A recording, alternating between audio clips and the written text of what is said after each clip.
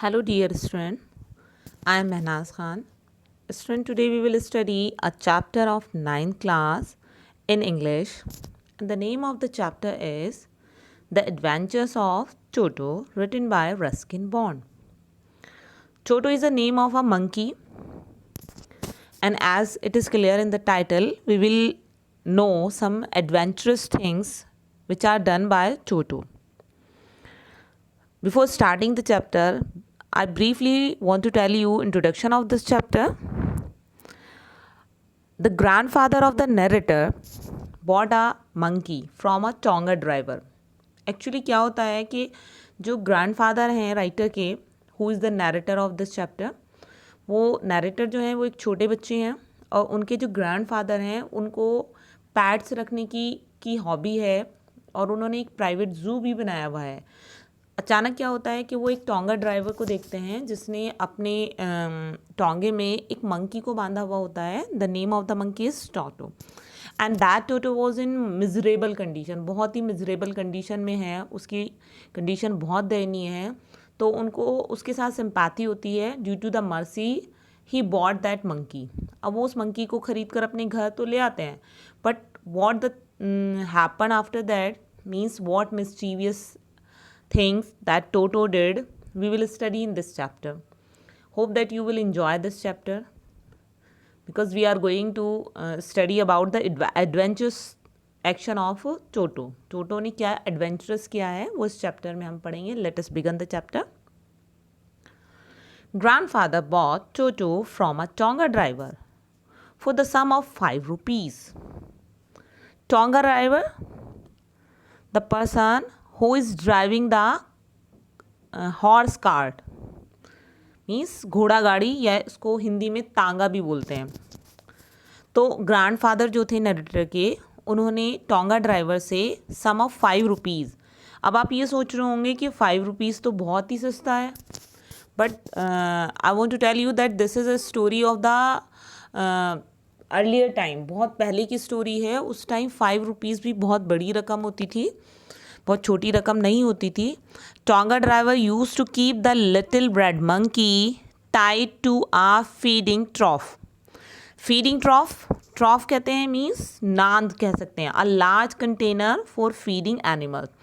अगर आप विलेज से बिलोंग करते हो या विलेज में कहीं जाते हो तो आप देखेंगे कि जो एनिमल्स होते हैं उन्हें फीड कराने के लिए बहुत बड़ा सा एक टब सा बनाए रखते हैं. That is called feeding ट्रॉफ. वो फीडिंग ट्रॉफ होता है, उसको हिंदी में नाद भी बोलते हैं. ठीक है, तो ऐसा एक उसने फीडिंग ट्रॉफ रखा हुआ था टोंगा ड्राइवर ने और उसी से उसको बांधा हुआ था. You can see here in this picture, this is feeding ट्रॉफ और जो टोटो है उसको इसके साथ टाई किया हुआ है. And the monkey looked as out of place there that grandfather decided he would add the little fellow to his private zoo. अब वहाँ पर जो मंकी था वो पीछे बंधा हुआ है फीडिंग ट्रॉट के साथ और वो बिल्कुल आउट ऑफ प्लेस, वो उसका प्लेस ही नहीं है. ऐसा है कि ज़बरदस्ती उसको वहाँ पर कैद करके रखा गया है. उसकी कंडीशन देखकर ग्रैंडफादर को ये होता है कि उसको भी अपने प्राइवेट ज़ू में ऐड कर सकते हैं. इसको भी ले जाएं, जहाँ पर इतने सारे पेट रह रहे हैं वहाँ पर एक और रह लेगा. तो यहाँ पर हमें ये भी समझ में आता है कि ग्रैंडफादर जो हैं, ग्रैंडफादर का एक प्राइवेट ज़ू है जिसमें बहुत सारे उन्होंने PAT. Here is a Tonga driver and Toto, and this is feeding trough. Toto was a pretty monkey. अभी यहाँ पे नरेटर क्या बता रहे हैं कि टोटो एक बहुत प्यारा सा बंदर था. His bright eyes sparkled with mischiefs beneath deep set eyebrows. His teeth, which were a pearly white, were very often displayed in a smile that frightened the life out of elderly Anglo-Indian ladies. अब वो टोटो के बारे में बताते हैं. अब हमें क्या बता रहे हैं कि उसकी आंखें जो थी ना बहुत ज़्यादा ब्राइट और स्पार्कल थी. स्पार्कल मीन्स चमकने वाली थी, जिसमें कि मिस्चीफ, उनकी शरारत, उसकी जो टोटो की शरारत उसकी आंखों से ही पता लग रही थी. और वो उसकी आंखें कैसी थी, जो आईब्रोज का एरिया था उसके अंदर डीप सेट मीन्स जैसे गड्ढा होता है ना, किसी किसी की आंखें अंदर दबी होती हैं, ऐसे होती थी उसकी. हिज टीथ वर पर्ली वाइट मीन्स पर्ल की तरह वाइट थे उसके teeth, and very often displayed, और जो है अक्सर वो मतलब कभी कभी दिखाई देते थे, और वो उसकी जो स्माइल जब दिखाई देते थे वो ऐसी फ्राइटन करने वाली थी, ऐसे डरा देने वाली थी कि जो एग्लो इंडियन है, एग्लो इंडियन कौन है, a person who relating to both Britain and India, means जिनके एंसेस्टर ब्रिटेन और इंडिया से बिलोंग करते हों, चाहे वो इंडिया के हों, इंडिया में रह रहे हों, ब्रिटेन से बिलोंग कर रहे हों, या ब्रिटेन में चले गए हों, इंडिया से रह रहे हों। मीन्स यहाँ पर नरेटर अपनी सराउंडिंग की बात कर रहे हैं, जिस एरिया में वो रहते हैं वहाँ पर एग्लो इंडियन पीपल्स ज़्यादा होते हैं, तो वो उन्हीं को माइंड में रखते हुए लिख रहे हैं कि वो ऐसा स्माइल करता था कि वो एग्लो इंडियन जो लेडीज़ होती थी उन्हें भी लाइफ आउट कर देना बहुत ज़्यादा, मीन्स डरा दे सकता था उसकी smile. But his hands looked dried up as though they had been pickled in the sun of many years. अभी पिकल क्या होता है, हम लोग जानते हैं ना, पिकल क्या होता है, the food that is preserve in vinegar. अब यहाँ पे पिकल को नॉर्मली हम जानते हैं कि अचार होता है, लेकिन उसका प्रोसेस क्या होता है, जो भी हमारी वेज होती है उसको अगर हम सनशाइन में उसको ड्राई करते हैं, फिर उसके बाद सॉल्ट या वेनेगर में डाल देते हैं तो वो प्रिजर्व हो जाता है, वो ख़राब नहीं होता है। तो रियल सेंस क्या होती है पिकल की, किसी चीज़ को प्रिजर्व करने के लिए सनशाइन में सुखाने के बाद जब वो बहुत सूख जाता है तो श्रिंक हो जाता है, और उसके बाद उसको वेनेगर में डाल दिया जाए तो वो फिर प्रिजर्व रहता है। तो ऐसे ही उसके हाथ जो थे ना वो इतने ड्राइड थे, इतने सूखे हुए थे, इतने झुर्रियों वाले थे कि जैसे कि उसको पिकल किया हुआ हो।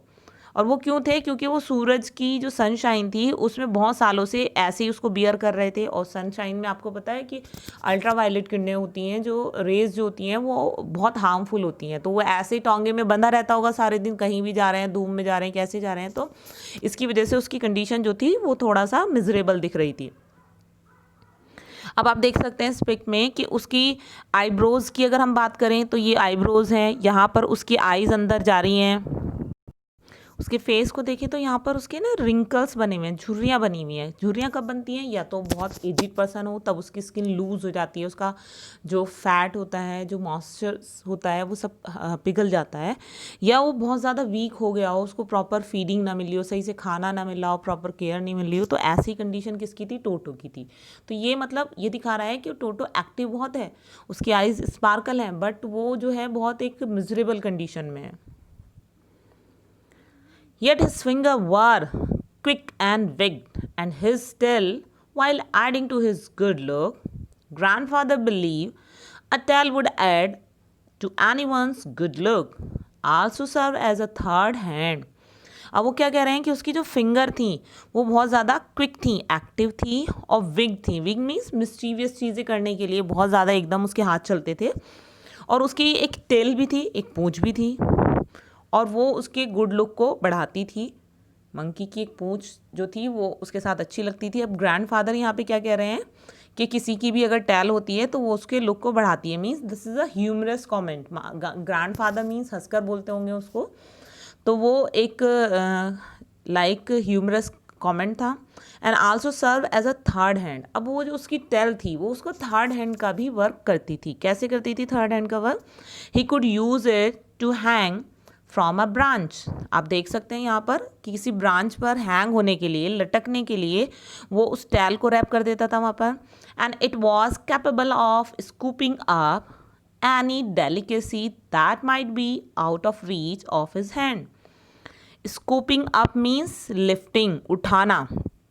अब अगर वो कहीं बैठा हुआ है और कोई चीज़ उससे थोड़ा सा दूर है तो वो उसको अपनी टैल से उठा लेता था। उसको उठाने के लिए उसके पास जाने की उसे ज़रूरत नहीं है, उसकी टैल जो उसकी पूँछ है वो लंबी सी है, वो उस पूँछ से उसको उठाकर होल्ड कर लेता था। तो ये उसका थर्ड हैंड का वर्क भी करती थी। Grandmother always fused when grandfather brought home some new bird और animal.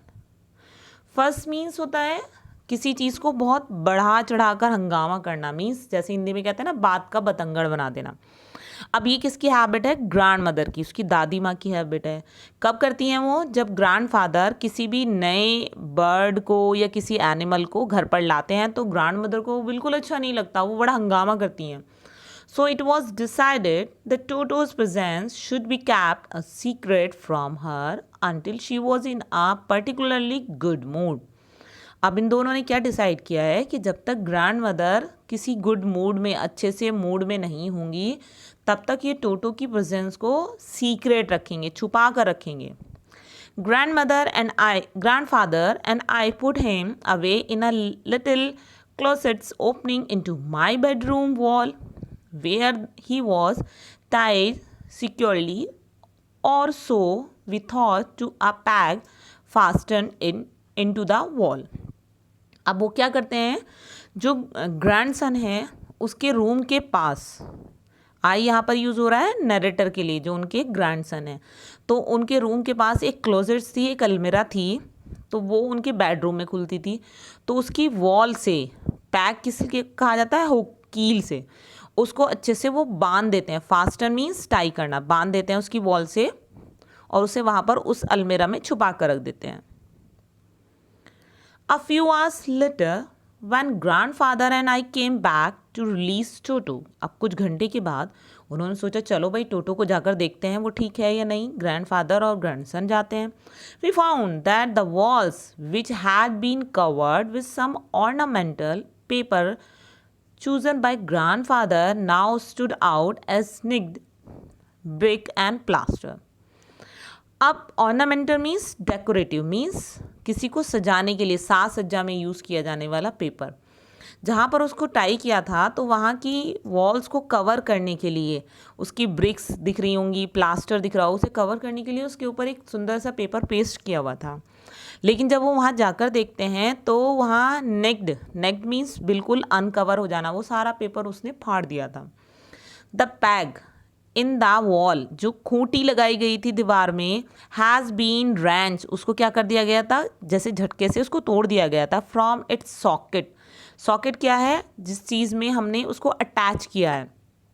And my school blazer which has been hanging there was in shreds. Shreds means cut into the slices, छोटे छोटे pieces कर देना. अब वहाँ पर narrator का blazer टंगा हुआ था स्कूल यूनिफॉर्म का, उसके ना बहुत छोटे छोटे सी उन्होंने उसकी कतरे बना दी थी, फाड़ दिया था उसको.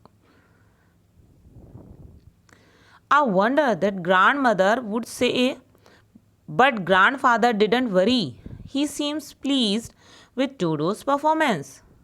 अब जो नरेटर है, आइस नरेटर, जो ग्रैंडसन है, उससे बहुत वो हो रहा था कि ग्रैंड मदर क्या कहेंगी, कि अब वो तो उन्हें बहुत ज़्यादा गुस्सा आने वाला है कि पहले ही उसने इतना सारा नुकसान कर दिया है. लेकिन ग्रैंडफादर को बिल्कुल भी वरी नहीं थी, बिल्कुल भी चिंता नहीं थी, वो बहुत ज़्यादा खुश दिख रहे थे. क्यों?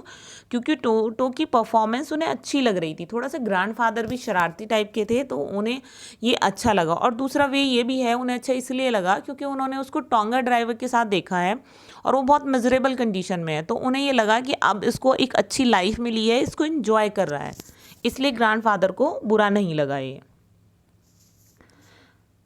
He is clever, said grandfather. Give him time. I'm sure he could have tied the torn pieces of your blazer into a rope and made his escape from the window.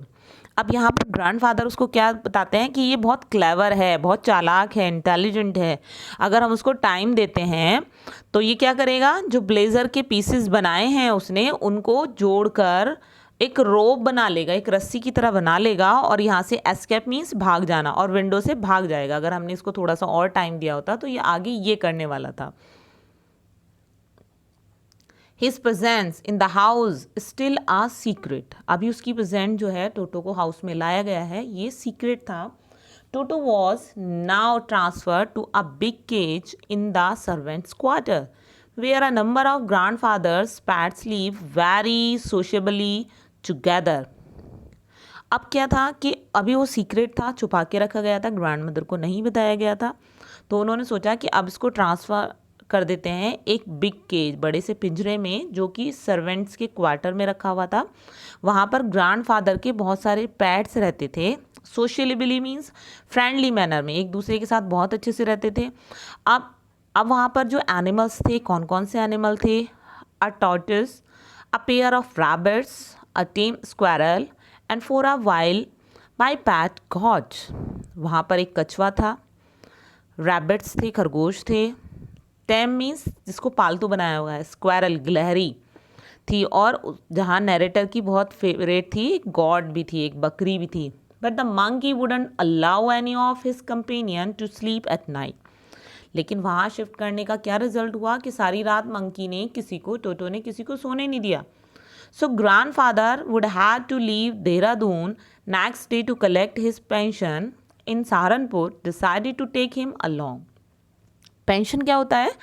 जब आप किसी गवर्नमेंट जॉब से retire हो जाते हैं, आपकी as 60 या 65 plus हो जाती है। अलग अलग वैकेंसीज जो जॉब्स होती हैं उनमें रिटायरमेंट की थोड़ा अलग होती है, तो 60 नॉर्मली मानी जाती है। तो उसमें उसके बाद गवर्नमेंट से एक इनकम आती रहती है, जिससे वो पर्सन जो रिटायर हुआ है वो सर्वाइव कर सके। तो ग्रैंडफादर को पेंशन मिलती थी। अब अगले दिन ग्रैंडफादर को कहाँ जाना था? उन्हें देहरादून जाना था। ठीक है, देहरादून जाने के लिए उन्हें देहरादून से सहारनपुर जाना था उन्हें। और अब उन्होंने क्या सोचा कि सारी रात तो उसने सारे पेट्स को परेशान किया है, तो अब उन्होंने डिसाइड किया कि वो टोटो को अपने साथ लेकर जाएंगे। अब कैसे लेकर जाएंगे? Unfortunately I could not accompany grandfather on that trip. Unfortunately means दुर्भाग्यवश, अकम्पनी मीन्स साथ जाना। तो जो ग्रैंडसन है वो उनके साथ नहीं जा सकते थे Saharanpur. But he told me about it afterward, क्योंकि उनका कोई एग्ज़ाम था। अब उसके बाद उन्होंने ग्रैंडसन को सारी चीज़ें आफ्टरवर्ड मीन्स उस जर्नी के बाद, उस ट्रिप के बाद सारी बात बताई। A big black canvas kit bag was provided for Toto. एक बड़ा सा उन्होंने कैनवस का बना हुआ बैग लिया टोटो के लिए। And this with some straw at the bottom, कुछ थोड़ा सा घास फूस रखी उसकी बॉटम में। Become his new abode, abode कहते हैं होम, रहने की जगह। When a bag was close there was no escape. जब उस बैग की जिप बंद कर दी गई तो कोई भी जगह नहीं थी जहाँ से वो बचकर निकल सके।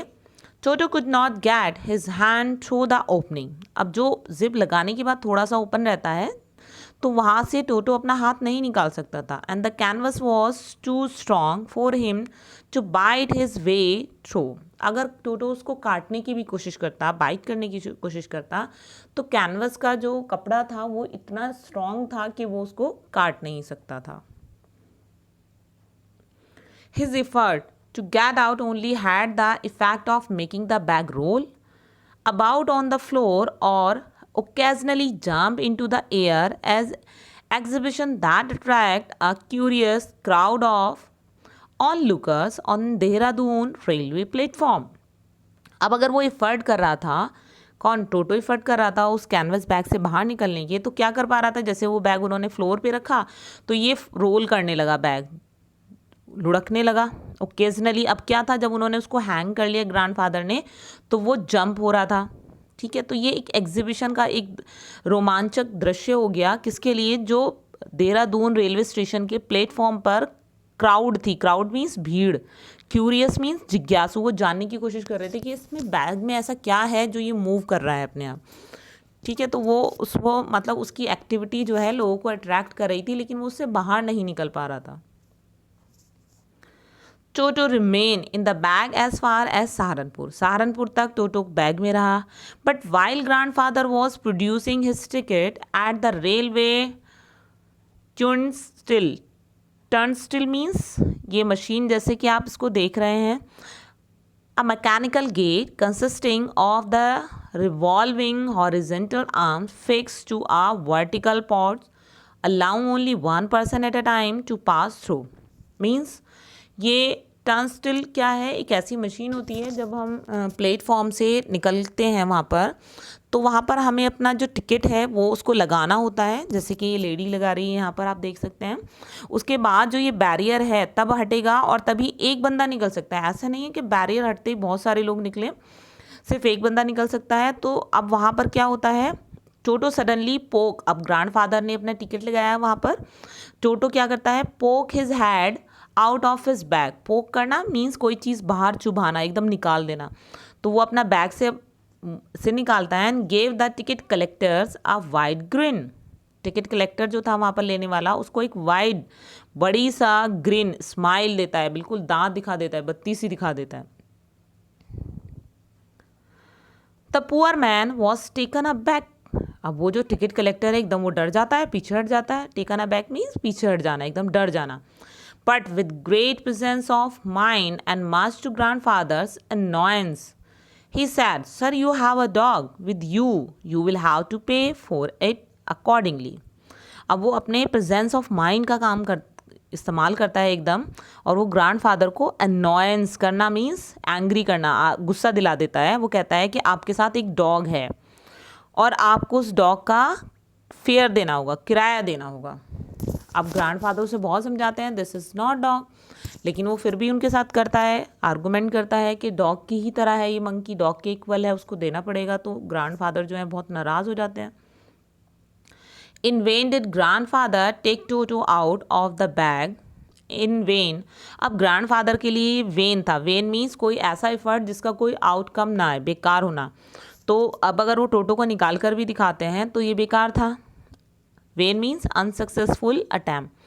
Did he try to prove that a monkey did not equal as a dog. और ये भी बेकार था कि वो अगर उन्हें उसे ये समझाने की कोशिश कर रहे थे बार बार कि एक मंकी और एक डॉग इक्वल नहीं होते हैं। और even as a quadruped means, quadruped क्या होता है, एक एनिमल्स हु हैज़ 4 फीट्स।